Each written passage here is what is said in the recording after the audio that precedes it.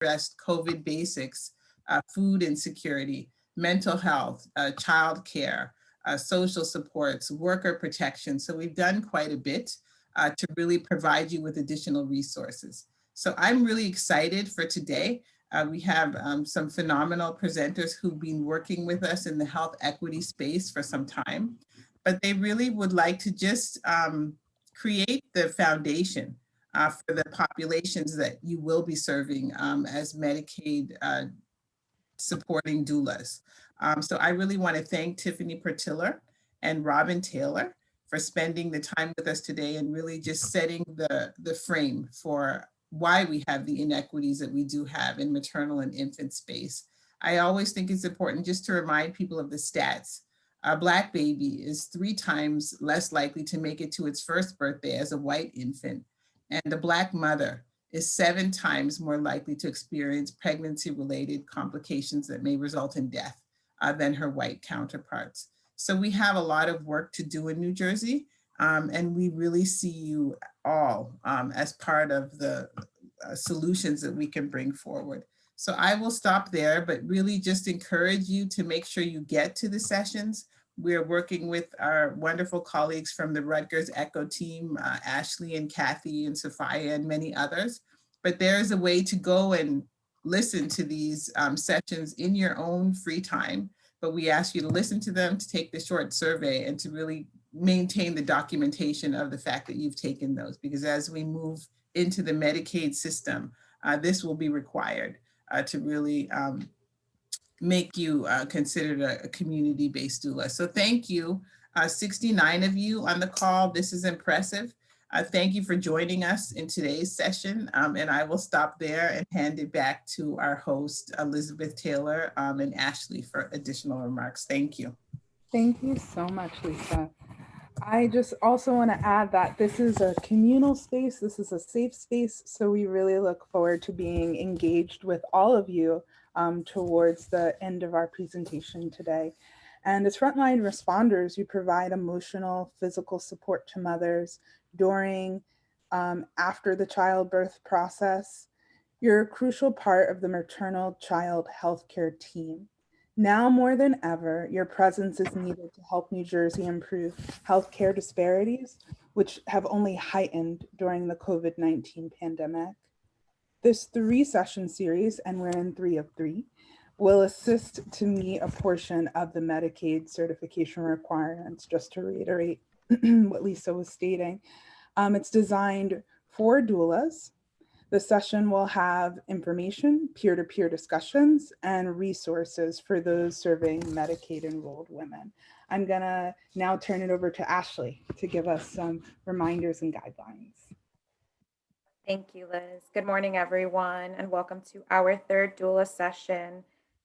Really excited for today's session because we have a great group of presenters. But before we get started with today's session agenda, I just want to go through some reminders.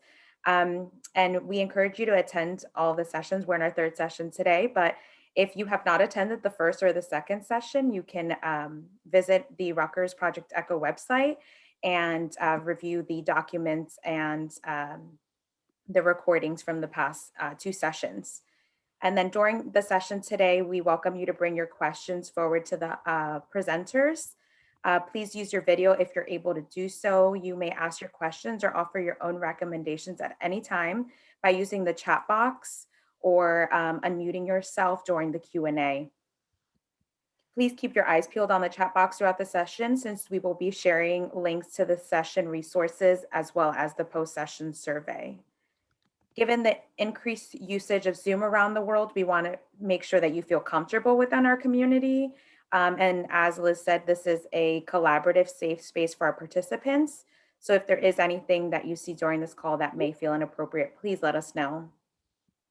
Please make sure that we have your complete contact information so that we can send you the post-session survey and the resources in order to claim your certificate of attendance.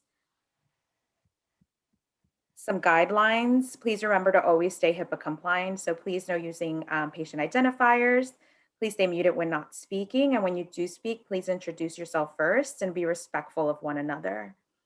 If you're attending these sessions and you're interested in meeting a portion of the Medicaid certification requirements, you will need to fill out a post-session survey for each session you attended in this 3-session series.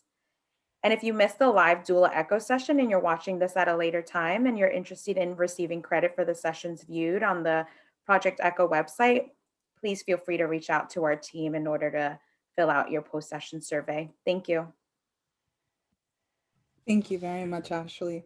So for anyone who's new to Project Echo, the rapidly changing situation with the pandemic necessitates a responsive, fluid, and interactive community strategy. So Project Echo fosters partnerships between experts and frontline healthcare providers. It's based in education, it begins with information, and extends to better outcomes. So as always, thank you to everyone for attending. And I'd like if Tiffany would introduce herself. Yes, and Elizabeth, if it's okay, I'm going to introduce us all so that we can just keep moving. Is that okay? That's okay, perfect.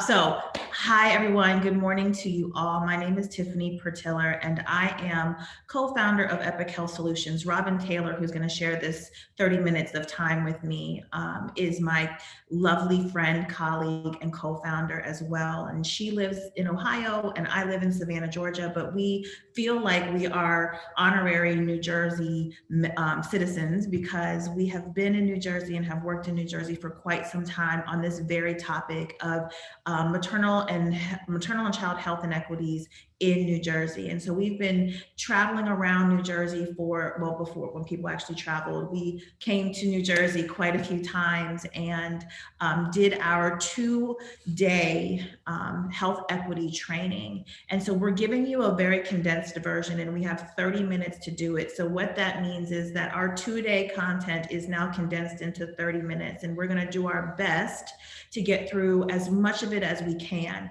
But there's such a wealth of knowledge. And so we also are providing some book resources and references for you that I believe Ashley will share with you in the chat. And we are also going to be available to you after our 30 minutes. So because I want to honor and thank, first of all, Project Echo and New Jersey Department of Health for inviting us, and honor and respect all of your time. I'm going to set a timer for 30 minutes to make sure that we don't go over, because what you will find when Robyn and I begin talking is that we're extremely passionate about this topic and we could talk all day long about it, but we know that we only have a very short time before you. So to honor that, I'm going to just start my timer and I'm going to get us going. Let me share my screen. That's probably going to be very important to this process. Okay, hold on. Give me a sec. Let me slide this in here.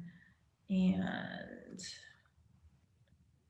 then let me swap displays. Okay, can you confirm that you see this lovely family on my slide? No, just the beautiful picture you have as your background though. Oh, well, that's not what I want you to see. I don't even know where that is. Hold on 1 second. Let me do this. Hold on. There it is. Okay, cool. Now what do you see? On. Same beautiful picture. Really? Okay, give me 1 sec, guys. Tiffany, you might have to share your screen instead of just sharing the PowerPoint. Oh, okay. Well, let me stop and do this all over again. I'm great at health equity. I'm not great at technology. Give me just 1 second here. Okay. All right. Let's share my screen. Hold on. Let's do it this way because this is how it happened before. Okay. Here we go. Give me 1 second. There it is. Wait from start. Now, what do you see? There you go. Okay, perfect. Got it. All right, well, thank you for that. I was just keeping you on your toes, making sure you guys were awake this morning.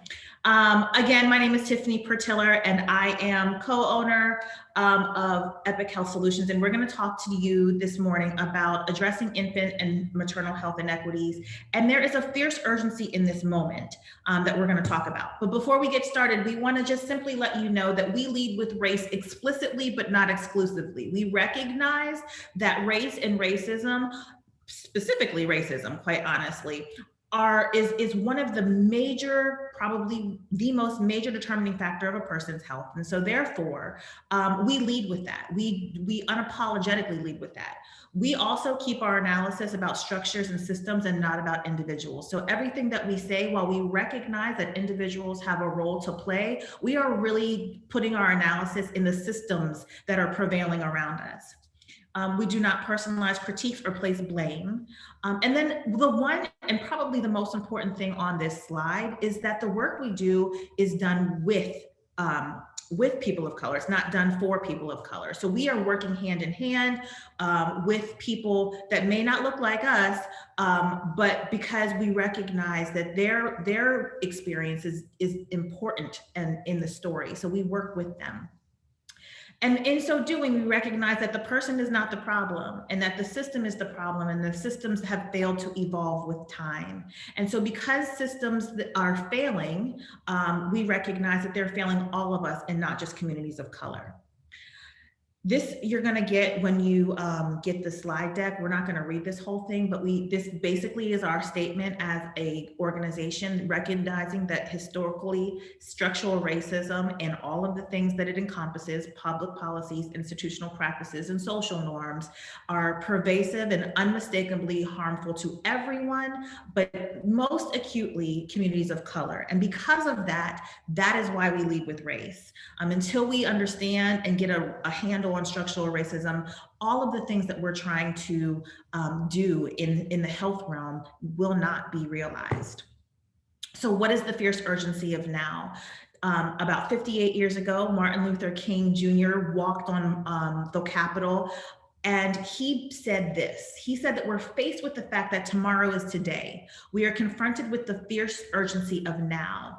And later on, he says there's no time for apathy or complacency. It is time for vigorous and positive action. And so please consider this presentation that you're about to see your call to action, that there is something that you have an opportunity to do. And as this new Medicaid rule is open to you, and third-party reimbursement is open to you now, but that requires some action. And so let this be your call to action, because this is the moment that we found ourselves in. There is civil unrest.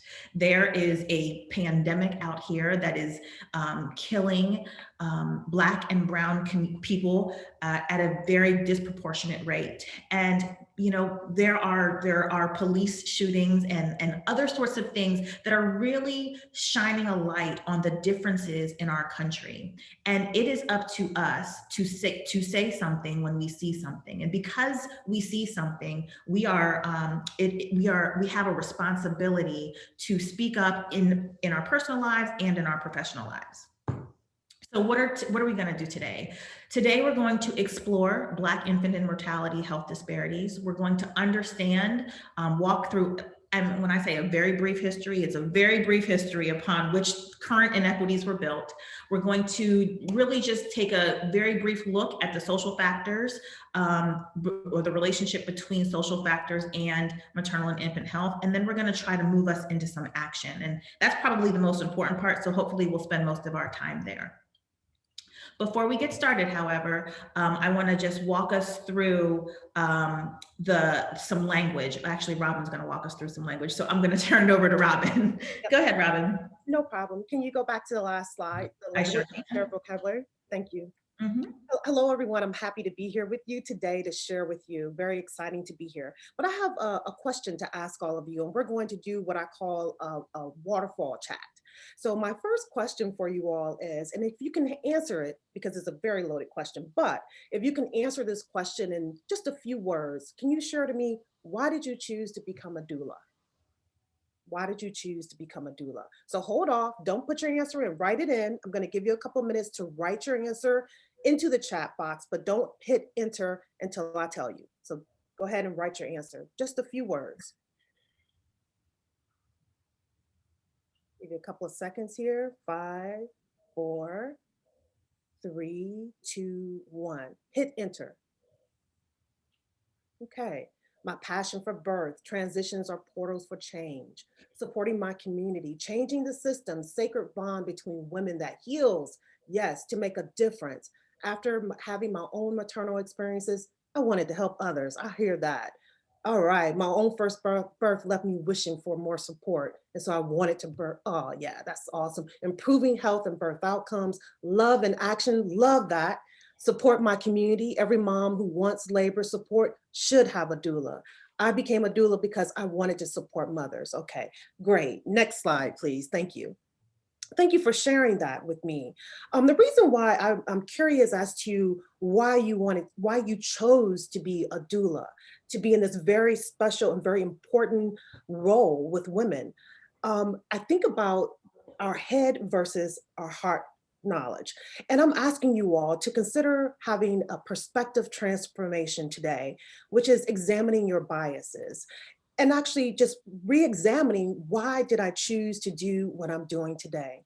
Is my heart in it, and is my head in it? And so a lot of times we talk about this head versus heart knowledge and this head versus heart compassion or commitment to the work. We all know the statistics, we know the issues, we know what's happening in our communities, but is your heart also invested in this work? You know, and then when we're talking about having a perspective transformation, we often talk about things such as, what were my experiences that happened in the past that helped to create the beliefs that I have today? With whom do I feel safest? Who feels safest around me? And who is my current sphere of influence? So as we proceed today, and we're discussing concepts as it relates to health disparities and promoting equity, I'm asking you to question, why is it that I do this work? And is my head and my heart involved in what I'm doing? Next slide, please. So as we're considering this perspective transformation, I also want you to consider two different things, two different perspectives on cultural competency. We often hear the need for those who provide services to communities, various diverse communities and groups of people, that they have a measure of cultural competency. Even our federal government, the Office of Minority Affairs at HHS, has developed class standards that are to provide guidance on how to implement culturally appropriate services within the healthcare setting. But today I want to challenge you. Yes, it's important for us to have cultural competency, this continuous learning process, but cultural humility is where we want to go. Cultural humility suggests that this is a lifelong process, a lifelong motivation to learn from others. That includes critical self-examination, remember that perspective transformation, interpersonal respect, developing mutual partnerships with others that addresses the power imbalances, and other oriented stands open to new cultural information.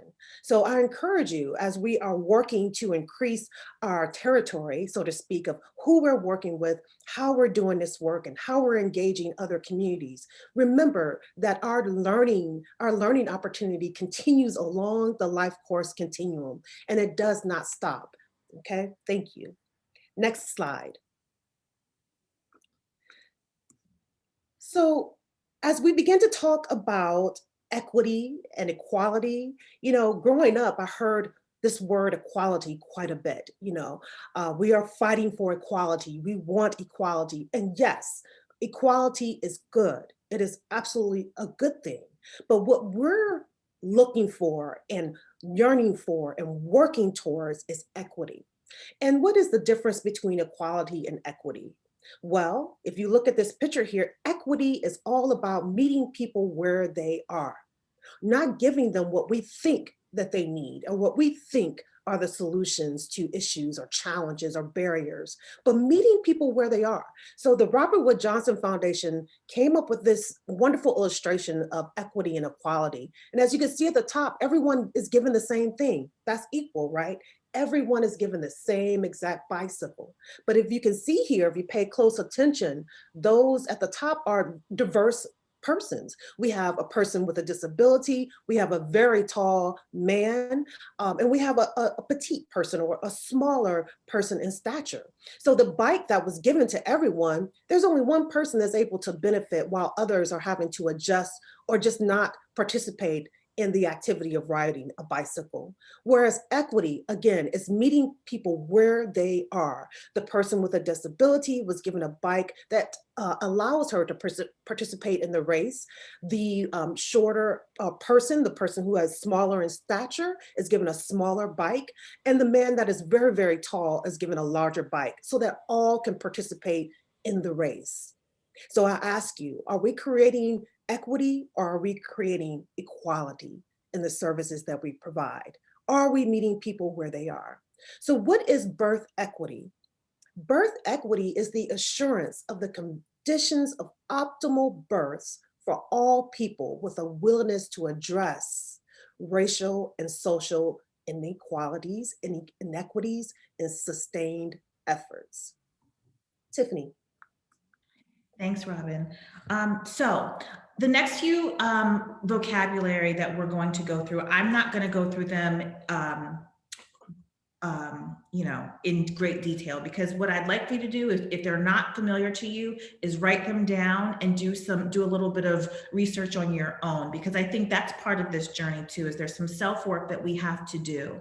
And so the first word that we thought was really important to bring to this conversation is intersectionality. Understanding that we are a lot of things at one time. We're not just one thing at one time. And so all of that, we have, as we are working with birth families, we have to recognize that they come with a lot of things that intersect. And so how can we, as their doula, or as someone that's walking alongside of their birth journey, meet them where they are, as Robyn just mentioned in the equity slide, but recognizing all of that, who they are. So intersectionality is really important. The other thing that's equally important is checking our own implicit bias. There is a great TED Talk that I would love for you to look up and watch. And what you'll have to do is Google, her name is Verna Myers. You can see it there a little bit at the screen here. Verna Myers, How to Overcome Our Biases. Her idea is to walk boldly toward them. And so what I'd love for you to do is take some time. This is a 17-minute clip, so we're not going to show it here, but take some time to really work through what implicit bias is, or unintentional bias. We want to encourage you also to take the Harvard Implicit Association Test if you've never done that. And you can just Google Harvard Implicit Association Test. Ms. Verna Myers talks about it in the TED Talk as well. If you've never had the opportunity to do that, it just really helps you to identify where your biases lie. Because truth be told, we all have biases, right? And so sometimes those biases can get in the way of the work that we are trying to do. Good, intentional, well-meaning work, our biases sometimes get in the way. And so how do we overcome them?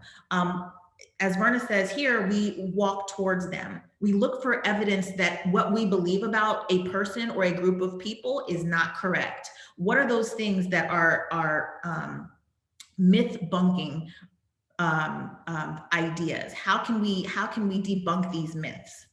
And then the last thing, which is what I said in the beginning, is that when we see something that's not right, that doesn't sit right in our spirit, we have to say something. Because in reality, we were all outside when the contamination fell. That's one of the quotes from Verna Myers here. We were all outside. We all were contaminated with this cancerous thing called racism or genderism or sexism. And so we have to be courageous enough and brave enough to say something when we see something. So implicit bias is another one. Power and privilege, so critically important in the work that we're doing. So what is power and what is privilege? Power is having the influence, authority, or control over people and or resources and impose one's belief. Racism cannot be understood without understanding that power is experienced both individually and culturally. So as an individual, we can have power, and as a culture, one culture can have more power over another.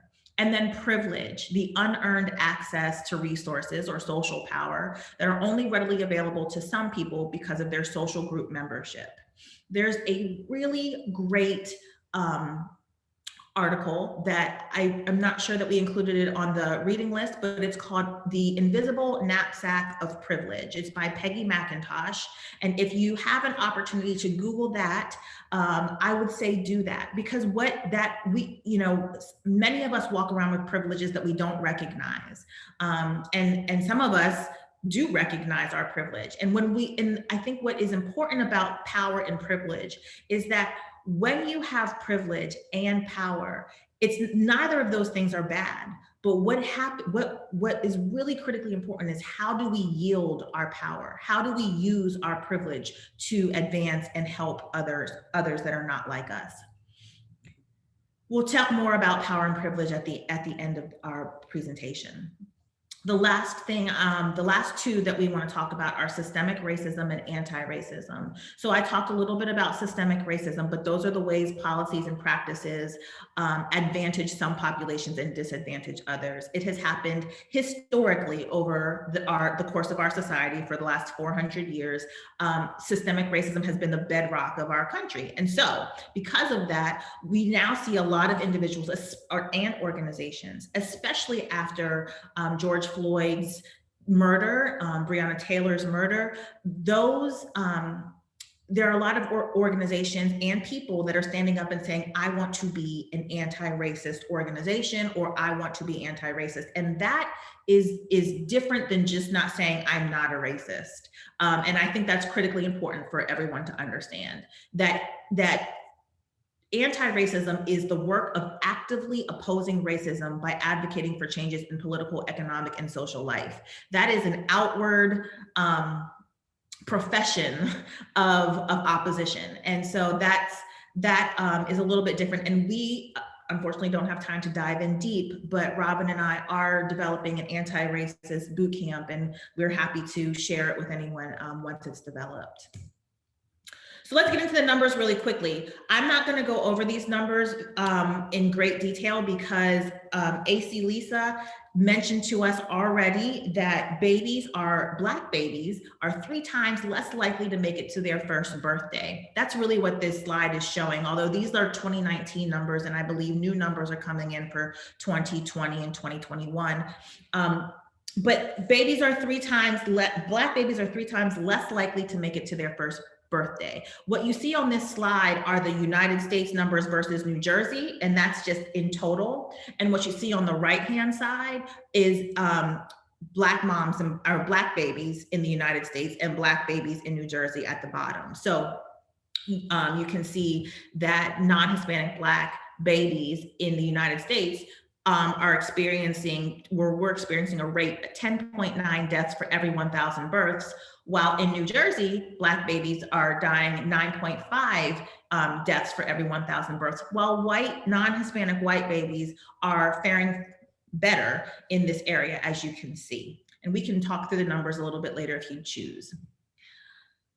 Similarly, for the maternal mortality rate, we just heard AC Lisa talk about that Black moms are 7 times more likely to experience a birth complication or even mortality due to the color of her skin. So here we have the same kind of spectrum. You see the United States versus New Jersey total on the left-hand side, and then we have disaggregated the data on the right-hand side for Black moms versus non-Hispanic white moms in both the United States and New Jersey.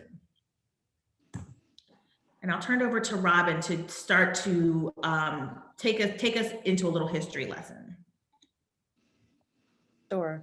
So thank you, Tiffany. So, we know that right now, all of us are enduring a global pandemic. And this global pandemic from COVID-19 has caused anxieties for many, many people. However, when we take our time and just consider the anxieties of pregnant women in our country right now, there are many issues that are coming to light. Not only for pregnant women, but just for people who are in the service industry, racial and ethnic minorities. There's just a lot of things that we're learning, that some people are learning, where others of us have been aware of for a very long time. But there has not been enough cases to assess or racial disparities in the US in regards to maternal mortality from COVID. We know that even before COVID, Black and brown moms were, again, 2.5 times more likely than white women to delay prenatal care. We know Black moms are also more susceptible to COVID-19 because of possible comorbidities and fall through the health system cracks, which makes doulas even more important to the birthing process and birthing experience and birthing outcomes. We know that healthcare offices have reduced staffing and are adding space in between doctor's visits and when the time that people can see you. There are greater economic burdens of the pandemic that are weighing heavily on Black women that is contributing to even more stress. Depression and anxiety are higher for everyone, but in particularly Black women are experiencing higher rates of depression and anxiety, and Black women are having higher levels of self-resilience and emotional regulation. So these are some of the things that we're experiencing, but why? Why in particular are Black women experiencing these things? And why is this happening? Is this something that is just novel for our country at this particular time? I suggest not. So we're going to transition to talk about, why are some of these things happening and why are we seeing seeing the systemic and structural racism that we see in our country today? Next slide. So we know that Jim Crow laws were pervasive in our country about 60 years ago. Jim Crow laws and Jim Crow state constitutional provisions mandated the segregation of public schools, public spaces, public transportation, and the segregation of restrooms and restaurants and drinking fountains between white and Black people in the US. The Jim Crow period, which started when segregation rules, laws, and customs surfaced after the Reconstruction era ended in the 1870s, but it existed until the 1960s when the struggle for civil rights in the United States gained national and worldwide attention. Were there Jim Crow laws in New Jersey, right? Imagine visiting Atlantic City and being barred from your beach of choice or being told to stay off the Asbury Park Broadway until after 10:30. From the late 19th century all the way until the 1960s, African Americans in New Jersey regularly faced Jim Crow treatment. Author David E. Goldberg documents the era in the retreats of Reconstruction, race, leisure, and the politics of segregation at the New Jersey shore from 1865 to 1920. I encourage you to take a look at this book. It's some really interesting facts that you probably are not aware of. But this history professor at Drury University in Missouri, Goldberg says the shore was an economic and social laboratory of civil rights after slavery ended. Next slide. We also know that in our history, a federal policy that helped to contribute to the segregated communities that we see today is redlining. Our FHA, Homeowners Loan Corporation, developed a book many, many years ago in the 20th century that actually dictated to banks where to invest monies for housing, all across the country. Every city was redlined, and those historical documents are available today for you to see. But throughout history, zoning was used to exclude certain populations from neighborhoods with better access to jobs, transit, and amenities like parks. But redlining, the federal government's practice of grading neighborhoods, mortgage creditworthiness, and implemented by the HOLC, directly and indirectly shaped access to parks, recreation facilities, quality housing. And also, if you think about it, housing and the tax base, if you don't have a lot of home ownership within a community, how are you funding the quality schools or quality education opportunities? So there was a trickle-down effect because of the redlining that happened in our countries and because of the zoning that happened in our country. Next slide, please. So when we begin to look at zoning and racial covenants and redlining, these things began to separate our communities from, Black people being able to purchase homes in white communities. So for example, racial covenants were agreements that were attached to homes that said things like, this home should not be purchased by or lived in other than in a role of servitude. Blacks, what they call Negroids and Jews and Armenians. There was a whole list, that people who lived in a certain community were not allowed to sell their houses to Black people. They made an agreement, and that agreement was attached to their homes. We also know that zoning was a huge issue. And with zoning, I'll give you an example of that before we talk about the history of urban renewal. But with zoning, zoning was used, the public health was used as a reason to zone communities. And in 1930, Baltimore was the first city to do this. They had racial zoning in the city. And the mayor said to prevent the spread of communicable diseases from communities of color, Black people were only allowed to live in certain parts of the city. We also knew that urban renewal contributed to the segregation that we see today. Urban renewal policies were used to demolish impoverished areas known as slum clearances and redevelop the land. This actually happened in building our highway system in cities across America, where communities where Black and brown people lived were bulldozed in order to create the freeways that we see today. The problem with that was that there was not enough housing stock. And so that forced communities to have dense populations and overcrowding within their communities, which became a really big issue.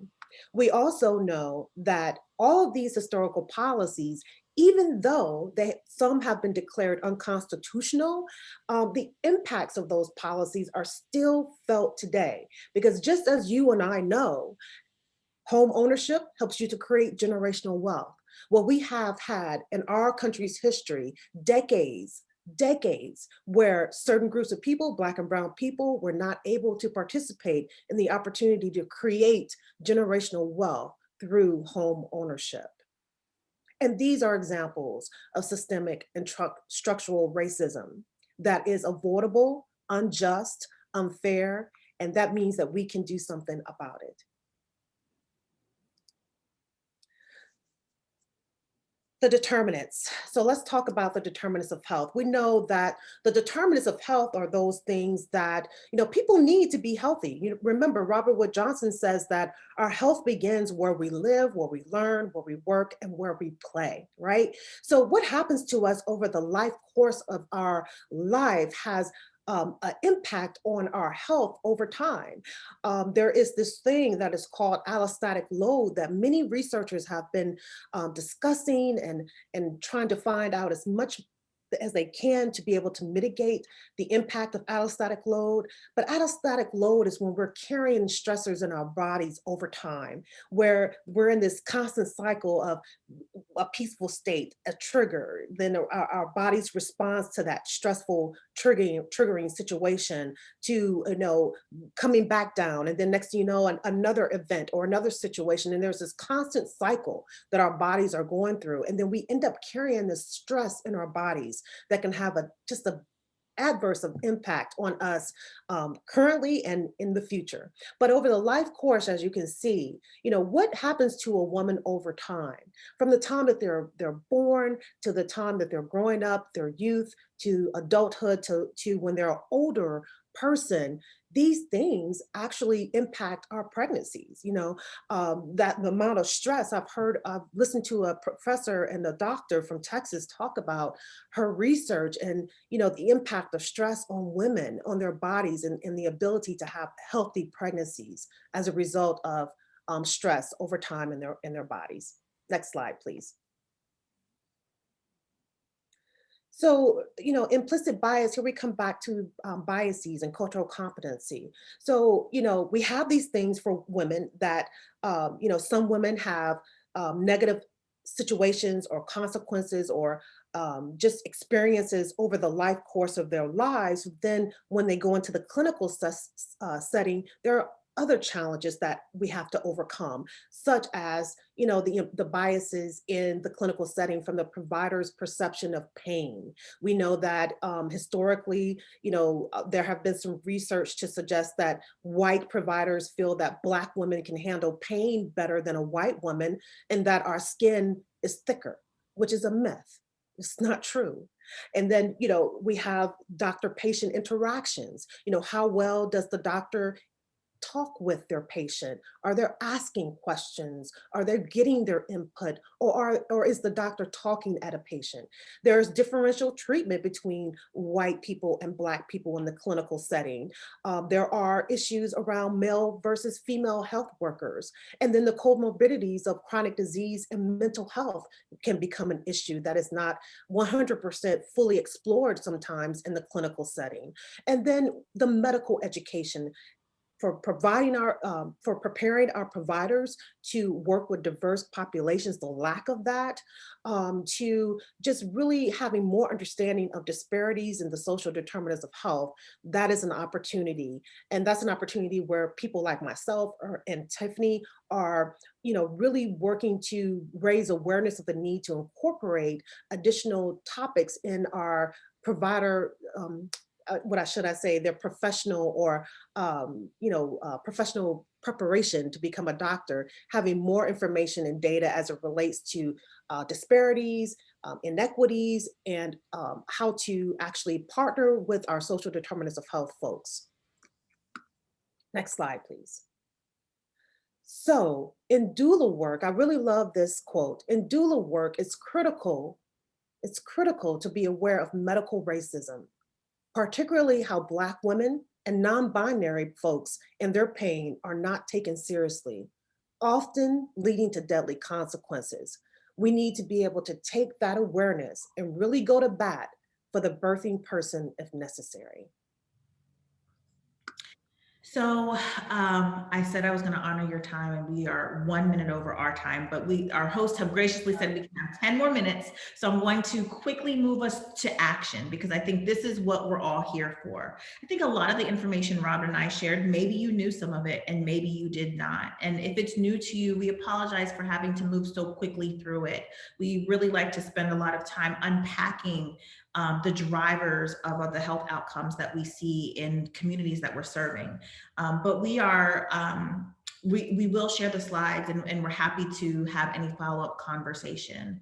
But I think it's really important for us as a collective body here to think about moving our work upstream. There is a beautiful story of 3 midwives that are walking down the river, and they see all of these babies in the river.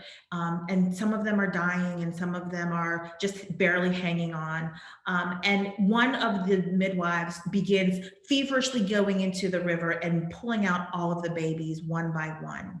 And the other midwife gets into the river and she begins to teaching the babies how to swim. The ones that are still alive, she teaches them how to swim and live where they are. And the third doula, or midwife, we'll call them doulas in this situation since we're all doulas on the line. The third one went upstream and was trying to figure out, how are these babies getting into this river in the first place? And so my call to you is to go upstream, to figure out, how do we have these conditions that we are seeing in our communities, especially Black and Brown communities? How did that happen? And I think the history that Robyn gave to us is a little bit of that answer. This has historically been happening to us time and time again over the course of history. And so we as a collective need to move upstream and really deal with what's happening upstream.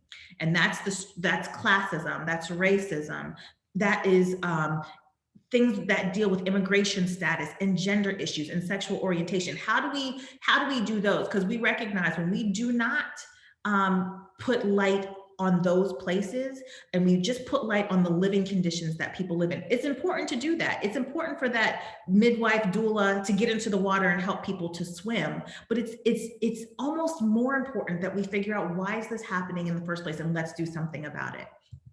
So what is there to do about it?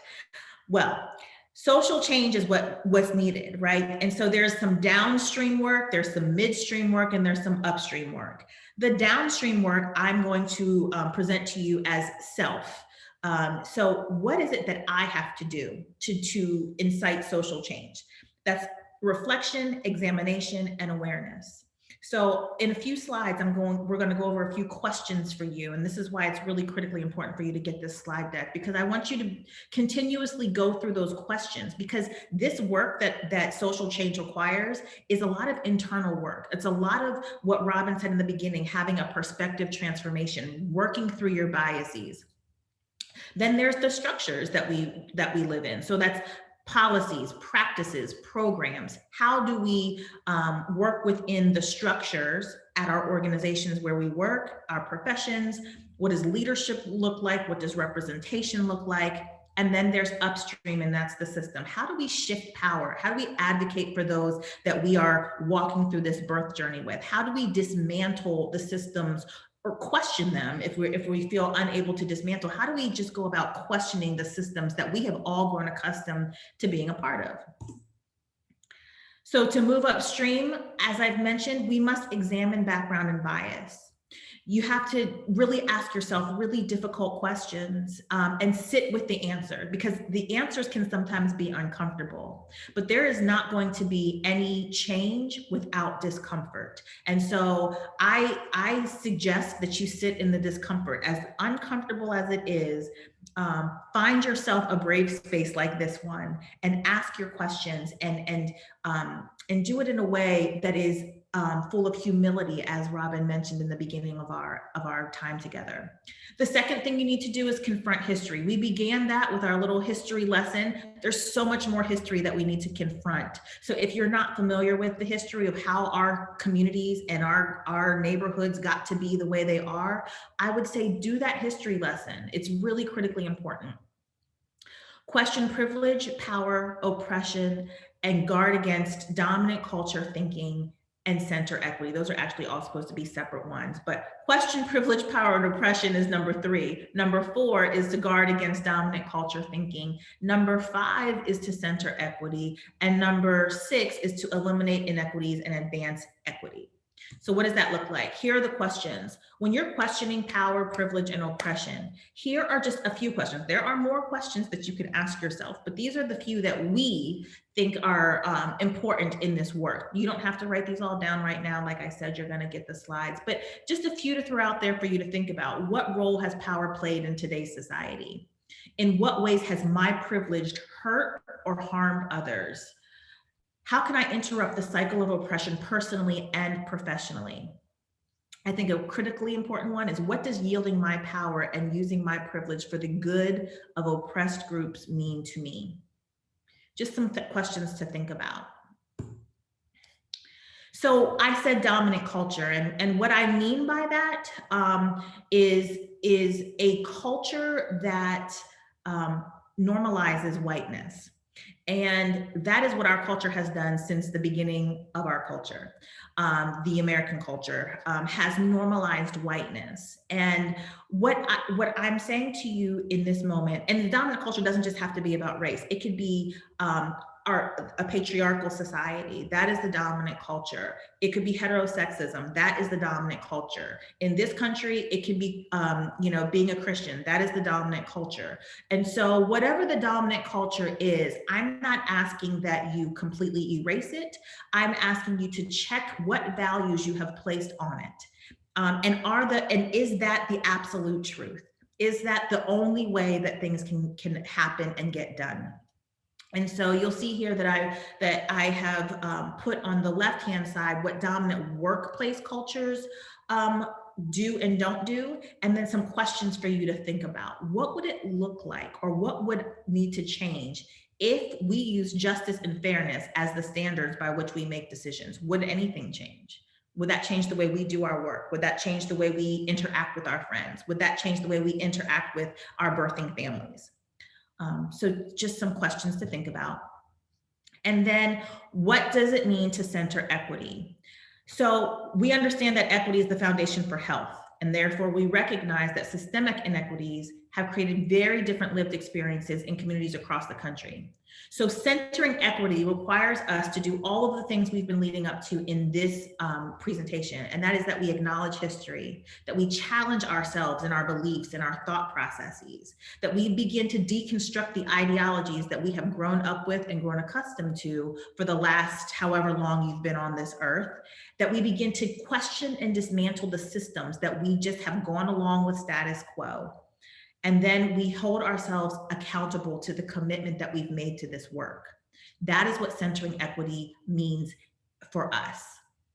And then again, equity in practice requires that you have that perspective transformation, that you examine your backgrounds, that you question power, that you center equity. We didn't talk about this, but that you engage community. I think one thing that is critically important about the populations that you are so blessed to work with in the coming days, weeks, months, and years is that it requires a relationship. There's been so much mistrust and distrust with medical professions. And so let's erase that.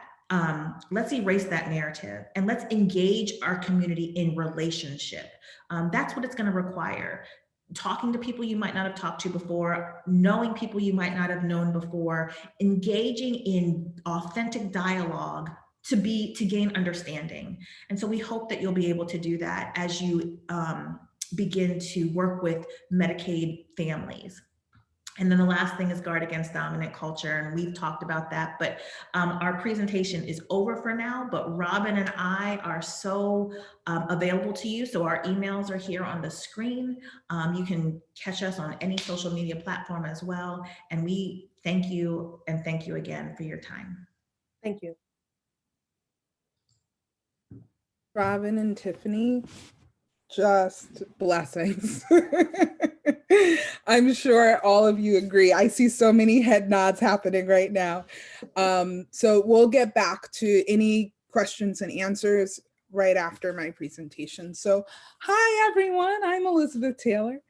I'm a community doula with Sister to Sister Community Doulas of Essex County, New Jersey. I'm a full spectrum doula. I'm a certified childbirth educator and certified lactation consultant. And today I'm going to be talking to you about food insecurity and how we as doulas can bridge that gap. So I have a short presentation for you that we will pull up in just a second. Ashley, can you help me out there? Thanks. So my dog is in the background. I apologize in advance. He's being very good right now. Give me one second. I'm trying to pull up your PowerPoint slide. No worries.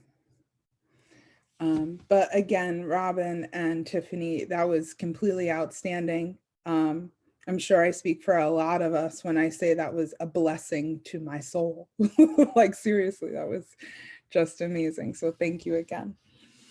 So here we are, doulas and food insecurity, how to bridge the gap. Next slide, please. So what is food insecurity? What does that mean? What does that look like? Food insecurity is defined as the disruption of food intake or eating patterns because of lack of money or other resources. And this can just mean maybe you don't have enough money in your monthly budget. This can mean maybe there is no monthly budget. I have $0 and I need some sort of supplemental assistance. So food insecure households are not necessarily insecure all the time. It may be something that ebbs and flows. So that's something to consider in the event that somebody has a very high medical bill or anything else that may come up as an emergency, especially with COVID. Next slide, please. So what do we think, doulas? Do you think food insecurity is now better because of the COVID pandemic or worse? Well, I can tell you undoubtedly it is worse. So due to the COVID-19 pandemic, the amount of food insecurity in New Jersey is and has increased to over 56% this year. The national average is 46%. This increase in New Jersey equates to 1.2 million New Jersey residents who are affected with food insecurity, and that's in all 21 of our counties. Next slide, please. All the statistics are cited in case you're interested in doing some, finding out where that comes from. So let's doula this, which is also the name of my doula company. Come and journey with me. Next slide, please.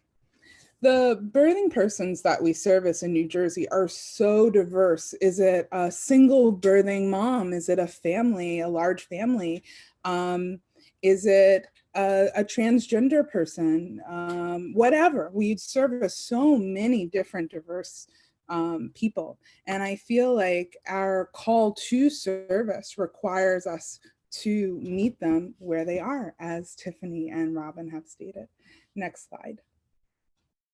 So what are some programs that we offer within the state that can help our birthing persons bridge the gap between becoming a food insecure household and a secure household? So SNAP is one of the programs that we offer here in New Jersey, and it's a federal program actually. It stands for the Supplemental Nutrition Assistance Program.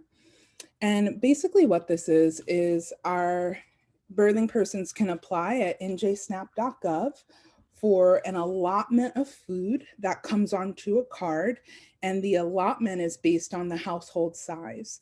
Something good that's happening now in the pandemic is that everyone, regardless of their eligibility, as long as they meet the program eligibility criteria for SNAP, will receive the maximum allotments. Since I posted this slide, the maximum allotments have luckily increased by 15%. So I'm going to, in the chat, incorporate what the new values are for New Jersey effective January 1, 2021. Next slide, please. Another program that we have here is WIC, which is the Special Supplemental Nutrition Program for women, infants, and children. And like SNAP, you receive actually checks.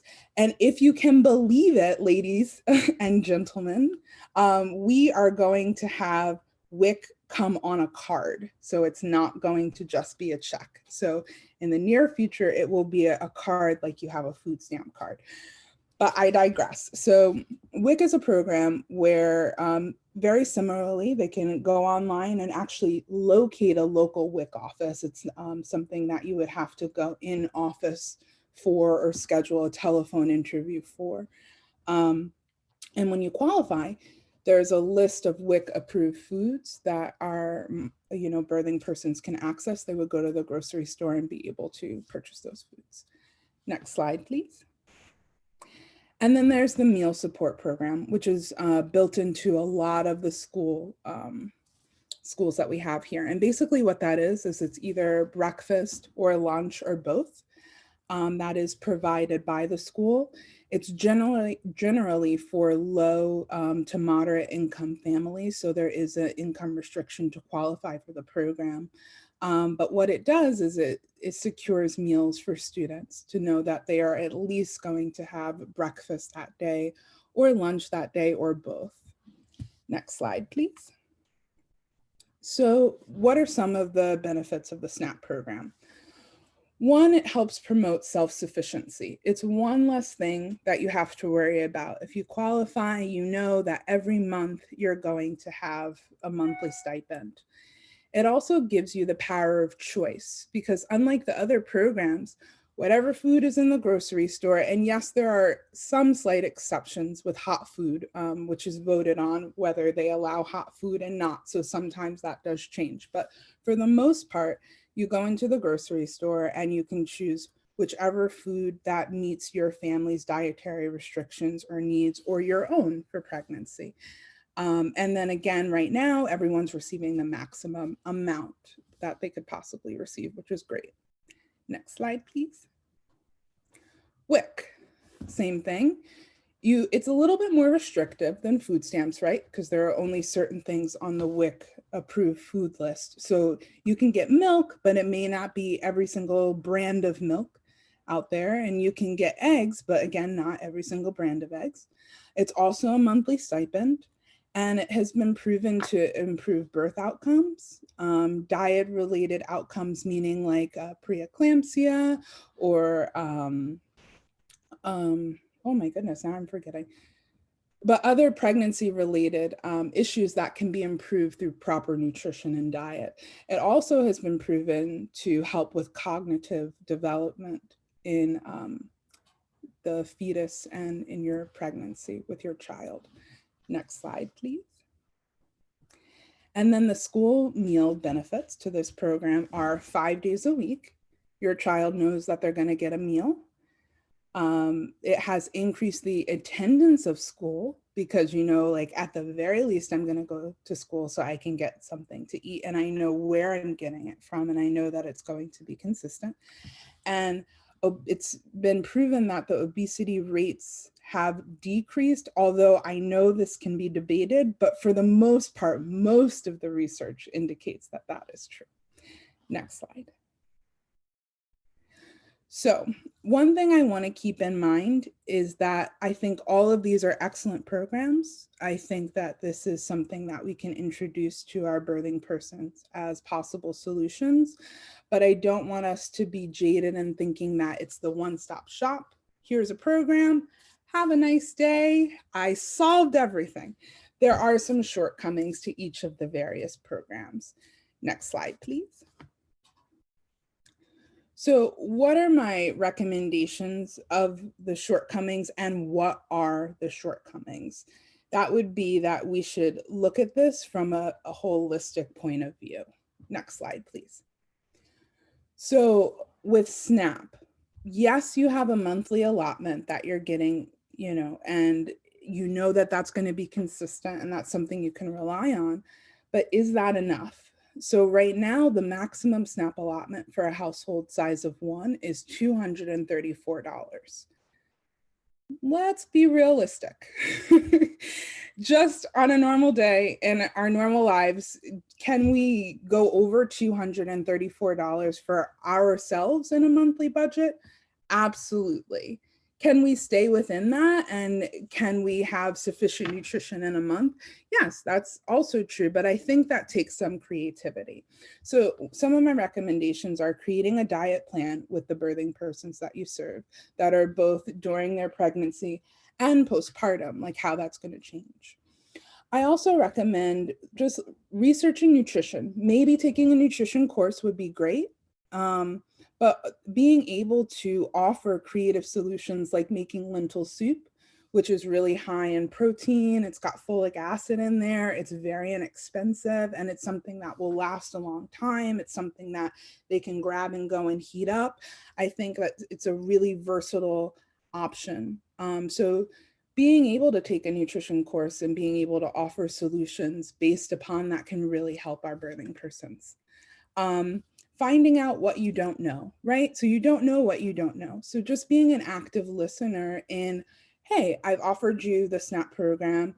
Did you apply? How is that going? Something I found is that when you go to njsnap.gov, you put in your application for food stamps and they're like, great, it says that I'm going to qualify. And I did this 2 months ago and I haven't heard anything from them and I still don't have food. What do I do? So it's really good to just follow up with our birthing persons and identify what's happening because of the pandemic, the volume of SNAP applications that are being submitted. It's really hard for the different social service agencies in the county to process those very quickly. So sometimes there may be a delay. So it's good to be able to identify that and offer alternative solutions such as food pantries. I think feedingamerica.org is an excellent resource for food pantries because they actively call all of the pantries in your area to make sure that they still are currently offering services. They check their schedules so that you're providing current information of when they'll be open. And they also check what they provide, meaning, is it a food distribution event where they're able to go and obtain food for themselves? Is it a hot service event where it's going to be a meal? What are the COVID precautions that the shelter is taking, if any? So that would all be listed, Feeding America. Another really great organization is Angel Food Ministries. And that's an organization where you can go online and you can get a box of food, meaning like eggs, milk, bread, protein, whether it be like beef, chicken, whatever, and you choose what will go in your box. And let's say normally at the grocery store, that would cost you something like 200 bucks. You can get that for $100. A meat plan is another service like that that's done also even within grocery stores, but more often than not, local convenience stores that are within different communities. And it's very similar to that concept with Angel Food Ministries, where you can go and you can choose certain items and get them for a reduced price. Something to bear in mind in terms of accessibility. We may have birthing persons who, that's all well and great, right? To be able to go to a food pantry, to be able to go to a distribution event, but maybe my birthing person has limited mobility and they're not able to go outside and access some of these resources that would be available to them. So knowing about home delivery services is really great. So for example, if you qualify for the SNAP program, Whole Foods takes SNAP. I'm currently working on a monthly budget for Whole Foods with the SNAP allotment. But what's beautiful about that is you can use the Amazon app to have free delivery of groceries from Whole Foods using your SNAP card, which is fabulous. There's also Meals on Wheels, which will provide a service where they come to your home with actually hot meals for moms who are not able to maybe prepare meals themselves. Maybe they have issues with that as well. Next slide, please. Another thing I think that's really helpful is budgeting, whether it be creating a budget with the SNAP benefits, a budget with WIC benefits, creating an overall household budget. Again, introducing nutritional awareness and outside resources like food pantries and Meals on Wheels, but just having that well-rounded approach to all of those different resources can really help. Next slide, please. Okay, so I'm going to end with this. It's my call to all the doulas. So doulas, we are the torchbearers lighting the way for our clients. We do this through educating ourselves so that we may pass on our knowledge. Let's help foster food security in our communities by creating a workable plan that is as uniquely crafted as the birthing persons who serve us. Thank you. Okay, so I would love, and thank you for clapping. I'm clapping for myself because I'm silly. But thank you very, very much. I am going to turn this over for question and answers. But before I do so, I just have a few things that I'd like to set the tone for. So excited to hear from all of you, so please don't be shy. I definitely would love if you can just remain muted while people are talking so we can hear their questions. Please feel free to put your questions in the chat. And there's also a raise your hand feature on the Zoom. So if you raise your hand, we'll just call you in the order that we see you, and we will try and get to, you know, all of you quickly. So don't think we forgot you. And I may even message you, I see you. Okay, so please, I'm going to open it up to questions and answers.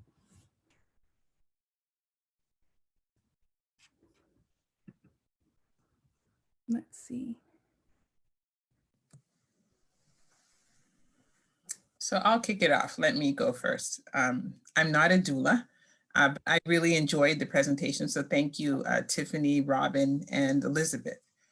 But particular to the doulas on the call, and maybe this is something that people can sort of put in the chat box. What are some of the most pressing needs that your families are experiencing? So, you know, Elizabeth walked us through the food security example, where folks are looking for WIC or SNAP, and all of those programs have additional benefits that we put into place to respond to the pandemic. So there's SNAP EBT benefits, the school lunches are open to all children, regardless of income. And WIC has things like proxy or curbside pickup, no limits on foods, you know, things like this. But we want to make sure that you have this information so that you can service the families. So would anybody like to share an example of any other area that they spend a lot of time with, working with the families? I see housing. Housing has popped in here. Thank you, Tanya Williams. Anybody else?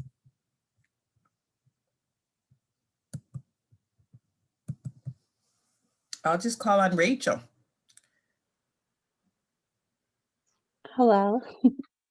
When I think of what families need, I think that housing is probably the top need that we experience that we really can't do much about. That causes some struggle because often doulas will continue with the concurrent prenatal visits and see that the mom's situation hasn't changed. And so it can become an inner struggle for doulas to sit with that and know that mom doesn't have sustainable housing, or she's in a shelter, and once she has a baby, she becomes within a family shelter. She can't go back to the shelter that she was in. So I think some of those issues, but the one thing I see about building efficacy for families and for birthing people is, and I know that this isn't considered a social determinant of health necessarily, but high quality childbirth education that is within the community. There is a deficit of that in our communities. And if you don't have a doula, you might not know information, and that information will empower you forward. And so I know that isn't considered a social determinant of health, but I consider it a very important tool that our families need beyond housing. Beyond housing. Okay. Thank you. I see housing, rental assistance. I saw a lot of diapers, food. Someone asked about navigating NJ family care. I lost that person, but if you wouldn't mind stating what you mean, like, so the website is njfamilycare.org, where they can go and apply. There's different types, like regular Medicaid, ABD Medicaid, which is age, blind, and disabled Medicaid. What specifically did you mean by that? Hi, Elizabeth, that was me. In my prenatal Lamaze class, there's a lot of expectant parents that ask questions about the different plans that are all under the umbrella of NJ Family Care. And absolutely, we spend time on the NJ Family Care website, but just, you know, kind of some of the different specific support services under the programs of NJ Family Care comes up a lot in my childbirth class. That's good to know. We actually have a session on February the 22nd where we're going to talk about NJ Family Care and some of the adjustments that have been made to the system in response to the pandemic. But Jill, you raise a good point about just some of the benefits. I think there's maybe 7 plans, but they all kind of have their own nuances. So maybe we can speak to our partners there to get some additional information. Thank you. I want to say that oh yes, go ahead, Ashley. I was just going to state that I saw a comment here from Doris that states baby essentials and working with undocumented families who do not qualify for SNAP. So are all of the children undocumented? Because if you're a legal permanent resident for 5 years or more as a child, you're eligible. So I guess I would love to answer that question because I happen to work for them. So hi. Hi, my name is Doris Reisma and I work for VNA Health Group, and I do have the families who are undocumented, but the kids that are born in this country, so they have a social security. So they would be eligible on behalf of the children. So I would still encourage them to go do an application at njsnap.gov, and they would put in, you know, mom's information or mom and dad's information, whatever the household composition is with the children.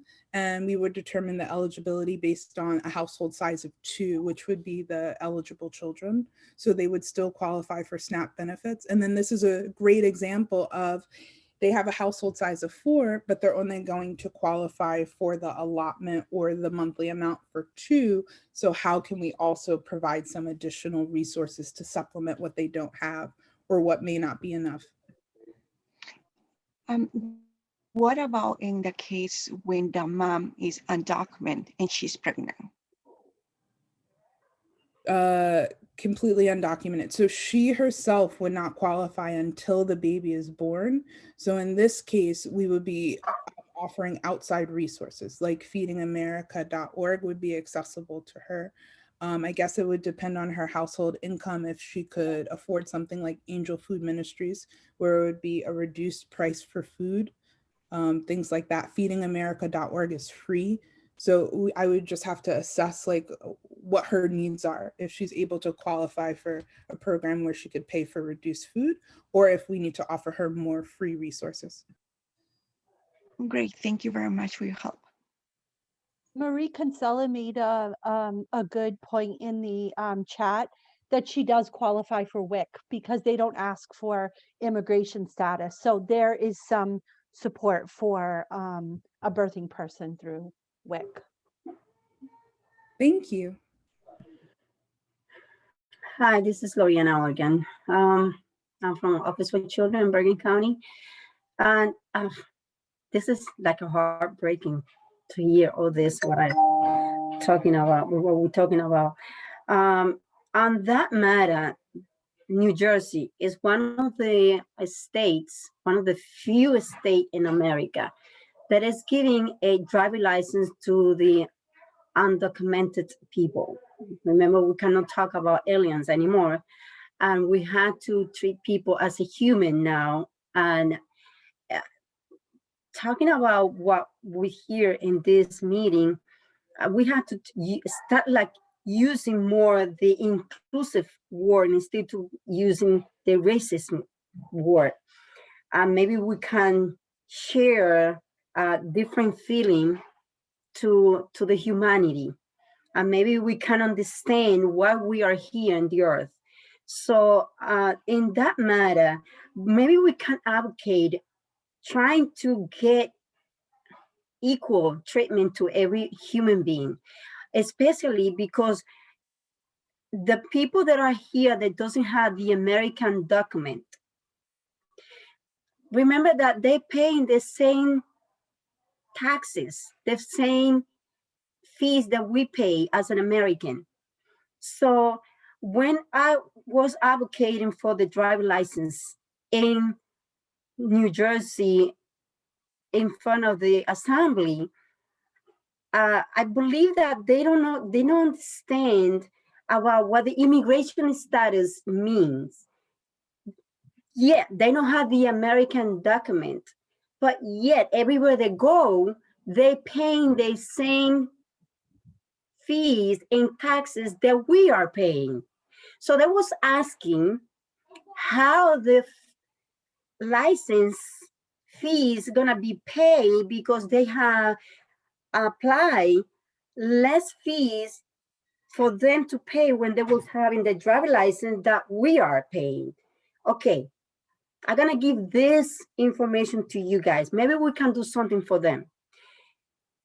The people that are here working that doesn't have the American document, but they are working, they're paying taxes, they're getting tax deductions from their labor work.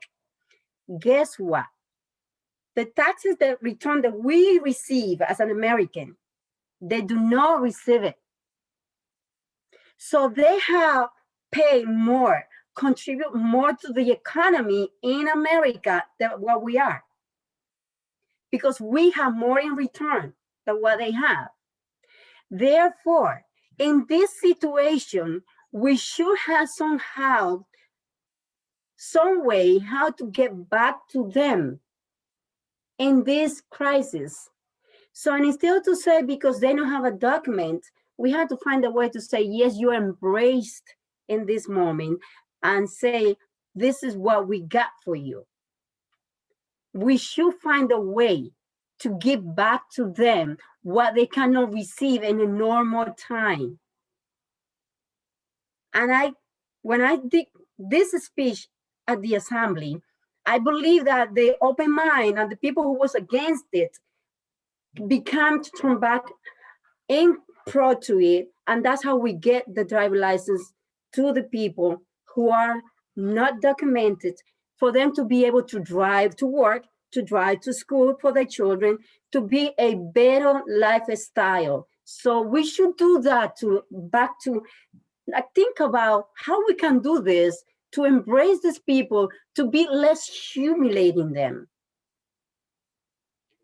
Let's find a way how to say, well, yes, and instead of say, yeah, because you do not have a green card, you cannot eat. You don't have a green card, so you cannot live in a 1 bedroom or 2 bedroom apartment. Let's find a way how to do that, and it's still to be sitting here and thinking, this is unfortunately that we cannot do this. Ms. So Organ. I'm advocating in an immigration manner, because I worked 7 years in my previous marriage with an immigration lawyer. So unfortunately he passed away, and this was part of my thing, giving like help to the community. So this is another thing. Another thing is, let's find a way also to change a little bit the thought about racism, about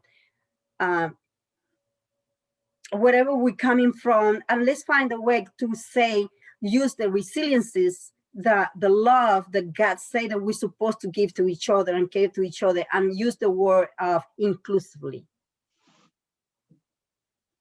Ms. Organ, thank you so much for bringing up those points. I think that they're really, really important. And if you guys would like to respond to her in the chat of some ways that we can do that as a community, oh, sorry, I muted myself. I think that would be great.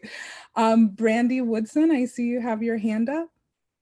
Oh, hi. Yeah, I just wanted there were some questions that got overlooked. So Unique had a question about, is the 5-year eligibility for SNAP, has that been delayed since COVID happened, or has that been eliminated? I don't know if anyone can answer that question. Are you talking about a legal can that person clarify? Do you mean the legal permanent residency 5 years, or? No. It was a question that I think got overlooked. I guess there's an eligibility requirement for SNAP. So Unique, I don't know if you're still on. Do you want to unmute and ask your question? Hi, I'm here. Yes. So as my understanding, I don't know if it's changed, but my understanding is that there is a 5-year term limit for receiving food benefits called SNAP. So I wanted to know if that had been eliminated during COVID, or is that the same? There's not for SNAP. What you're talking about actually is for the cash assistance program. It's 60 only for cash assistance? And there are caveats where you can apply for an extension even past that. So, and to answer your question there, and as Lisa stated earlier, there are several COVID preventions where there's expanded eligibility, there's expanded allotment increases, meaning the amount of money people receive monthly. So yes, there's no 5-year limit. So if somebody thinks, oh, I've already have it for 5 years, I can't reapply, please encourage them to do so. They can apply.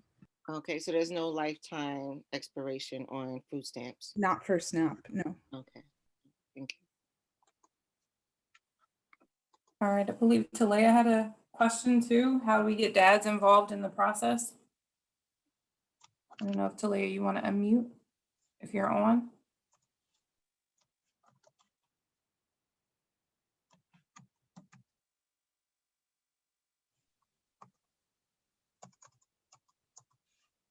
Partner work, yay.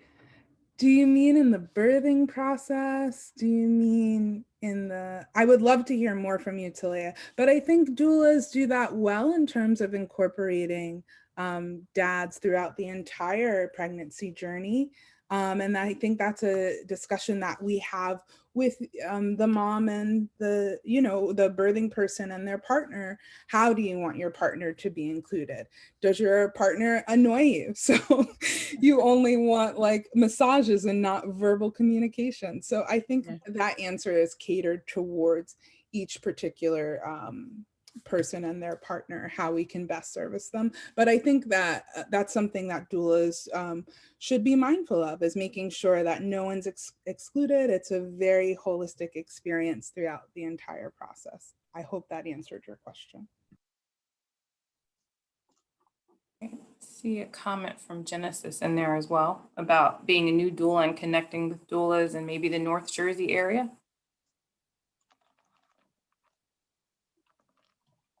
Hi, Genesis. Would you like to unmute yourself and introduce yourself?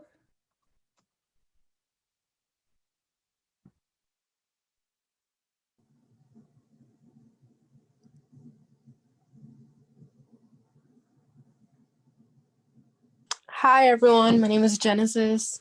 So I am a doula. I trained with Ancient Song in Brooklyn, but I live out here in Jersey. I'm kind of new to the Jersey area, but I'm looking for organizations that I can either volunteer or just support if they need support with like doula or just community work.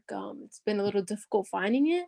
Another doula referred me to this Zoom, so I joined in halfway, so I didn't hear the beginning, so I apologize if you guys went over that and I wasn't able to catch on. But yeah, I'm here and I'm like eager to support my community. I just would like to collaborate and connect, as I'm not very familiar with what organizations are here and how I can go about that. Sister to Sister Community Doulas is in the Essex County area, but we're not training or accepting new doulas at this moment. But in the coming months, things will change a bit for the doula programs that currently exist, and how we show up and how we collaborate with doulas that weren't trained through our programs. So that might change, but I'm sure there are doulas on here who may or may not be a part of the group. But Sister to Sister Community Doulas is in the north. So if you have any particular questions that we could answer, we're welcome to do that. I'll put our general email in the box, and things might change in the coming months where there might be more support for how we integrate with doulas or not. Yeah. Yeah, I'll just add on to that. My name is Lisa and I work with the Department of Health. So Genesis, welcome to this platform. But this doula, this Echo series is really designed to create that community. And so we welcome you. We've had a couple pilot projects span that Rachel described was one of them. But we understand that by no means do we represent all of the doulas across the state. And so this is really the beginning of bringing you all together. So you got into this Zoom. I'm grateful to the doula that gave it to you. Stay here with us. You know, now we know who you are, and you know who we are. So we'll continue to communicate with you, as Rachel described, as we kind of go through the sort of evolution of the doula work that we're doing in New Jersey. But we recognize that doulas support moms, but doulas support each other also. So we think it's really important to really create this space. This is your Zoom. You know, this is your time to ask questions. You know, it's your time to get information. And so welcome. And, you know, this is the beginning of sort of the foundation for that community. And if you notice in the chat, Marie Connected is asking to connect with you, Genesis. Yeah, Genesis, please connect with me after the meeting. Thank you all so much. I definitely will. Okay, great.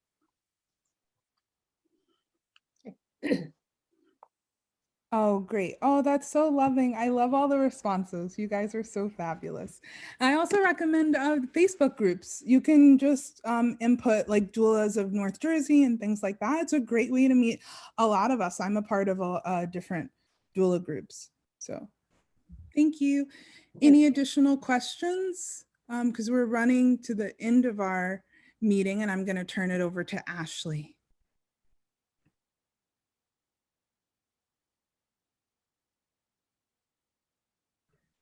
Okay, take it away, Ashley. Thank you, Liz. Thank you, everyone, for your questions and your comments. And to the presenters, I think not only was it very informative, but also very moving. And, you know, it feels very inspiring that people are talking about these topics and bringing it to light, especially in healthcare. So this is our last doula session for the 3 session series. So those of you who did not log into the beginning of the session, all of the doula sessions were recorded and will be available on the Rutgers Project Echo website. And you will find the recordings and the session resources from all of our sessions. And just a friendly reminder to please fill out your post-session surveys. You'll need to fill out a post-session survey for each session that you have attended, and it will be sent to the email that you logged on with today or in the past onto the Zoom platform. We will also be sending out a follow-up email to all of our participants who have attended the 3 sessions. So please keep an eye out for those emails as well. The link for the post-session survey has been shared in the chat, as well as will be emailed to everyone. And since there were so many great resources and questions shared through the chat, if you would like to, you can actually download the chat transcript and save it to your computer. So I will end there and I will pass it to Lisa. Thank you everyone again for making this a success. This is very exciting and hope to see you all very soon. Thanks, Ashley. I just want to say a big thank you to Tiffany and Robyn from Elevating Equity for their presentation and for just being on this journey with us in New Jersey. You've been with us for a while and we're not done yet. There's still more work for us to do. So thank you for being here today. Thank you to all of the doulas that have participated. This is the 3rd of the 3 doula sessions. I see somebody had a question in the chat box about how to get credit. You watch the session, you take the short survey, and then you should get an email confirmation sent to you. So we're sort of asking you to keep those confirmations because that patient will be shared with Medicaid folks and Department of Health. So wishing everybody, a great day. It's Tuesday, a great week. Stay warm and safe. There's more snow coming, they say, but really have enjoyed spending time with you all on this platform. Thank you.